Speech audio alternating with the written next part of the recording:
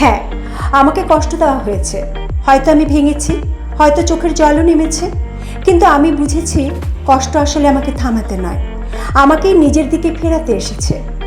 আমি যদি সেই মানুষটার কথা ভাবতে থাকি তবে আমি আমার জীবনকে থামিয়ে দেব, কিন্তু আমি তো এসেছি বাঁচতে, আমি এসেছি কিছু করতে। তাই আজ থেকে আমি ঠিক করেছি আমি আর কারোর কষ্টে ডুবে থাকবো না। আমি নিজের ইচ্ছে, নিজের স্বপ্ন, নিজের শক্তির দিকে মন দেব। আমি চাইবো না তারা আমাকে বুঝুক, আমি চাইবো না তারা আমাকে দুঃখ না দিক।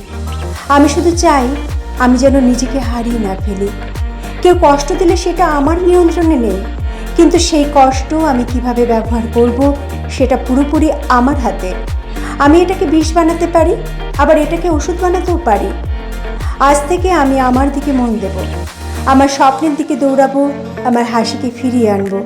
কারণ আমার আসল প্রতিশোধ, আমার আসল উত্তর হলো আমার সাফল্য, আমার শান্তি আর আমার আলো।